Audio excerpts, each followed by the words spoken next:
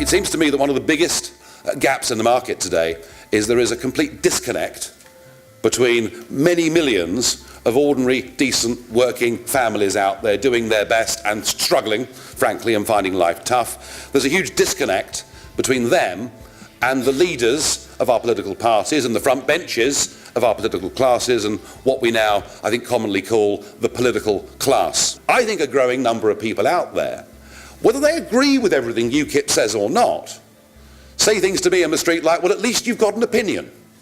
At least UKIP stands up and says things. Identity politics, in a sense of this debate of nation versus the supranational structure, is something that will come to dominate European politics over the course of the next few years. Can we succeed under first past the post in a general election in 2015? I don't know. I really don't know. But we have a European election coming up in 251 days' time. That is the next national election in this country, and I think Mr. Barroso might be right. I think we are in with a chance of winning those elections, but more significantly on that day than the European elections are the 5,500 council seats that will be contested on the same day. I think those elections will point the way towards 2015 even more than the European election result. Because as the Liberal Democrats under Ashdown showed, it is by winning at local level, it is by building up that impression that it's not a wasted vote, because if you can win a clutch of councillors, you're in with a chance in a general election.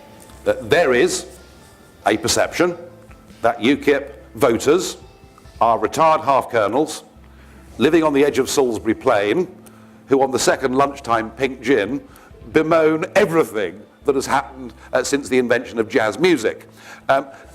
This is actually not representative. It may, I mean, to be honest, in the mid-1990s, when UKIP first got going, UKIP conferences were a bit like that, but it's changed. I genuinely believe that our biggest potential for gaining new votes are old Labour votes from the Midlands and further north, because they feel more disconnected from Miliband even than Tory voters do from Mr. Cameron. So I can't predict what the effect of the UKIP vote in 2015 is going to be, but it is not a certainty that it's the Tory party that will hurt. I think it's irresponsible, wholly irresponsible, to open our doors unconditionally to an unlimited number of people. Far better to have an immigration policy that is based on bringing in people that have got skills to offer, that haven't got life-threatening diseases, and have not got serious criminal records. That, to me, would be a good, sensible immigration policy, and we shouldn't be discriminating in favour of Bulgaria against Australia or India or any other part of the world. That, to me, is the right immigration policy.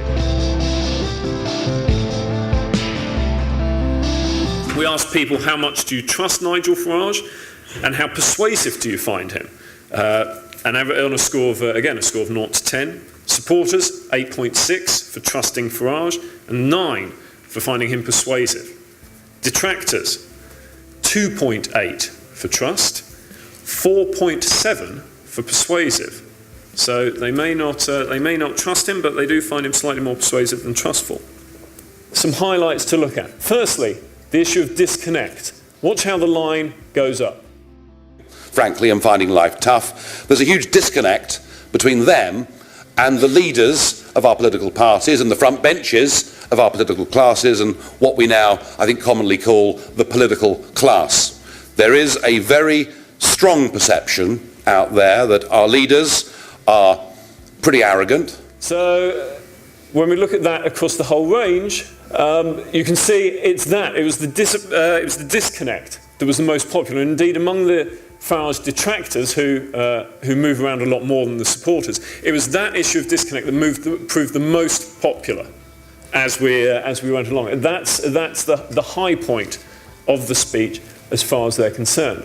Wind turbines, big dip here, but again, watch where the recovery comes. Is something that is not only ugly, but is futile, useless, expensive, and a slight feeling I'm beginning to get on renewable energy that a growing number of people are beginning to see it as the up-to-date version of the Corn Laws, where the poor pay a subsidy on their electricity bill so that very wealthy landowners could be paid. And there it starts to pick up again. So, losing them a bit on the Corn Laws reference, but a recovery as we move away from sort of historical anachronisms.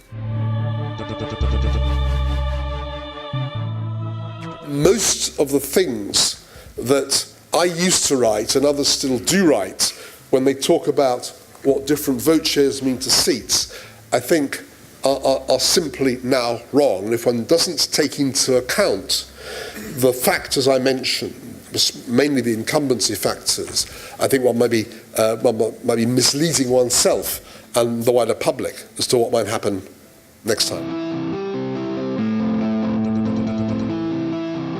I think the real jewel for the Liberal Democrats and the real game changer potentially for the Liberal Democrats is to be in coalition again for another 5 years and to see how people's attitude on a cross-party basis to coalition and coalition government is impacted by that, not just at the next election, but then how it will have happened over an 8-9 year period of time. This, in effect, will be the first Twitter election. Now, journalists take Twitter very seriously. Do the voters? Will it matter? How will it play? What will that do, if anything, to the dynamics of the campaign? Labour needs 400 ex-Conservative voters. Just 400 Conservatives. You could take the Labour parliamentary candidate and over the course of the next 18 months have that parliamentary candidate themselves speak to all 400 Conservative voters that you need to switch. These are the reasons, organisational, geographic, candidate, policy-wise, why I believe that Labour can win the next election. And that's why I think if you put all of those blocks together, you can get a 40% strategy, and Ed Miliband can surprise a lot of people. There's also an issue with Ed Miliband, and there's no two ways you can dress it up.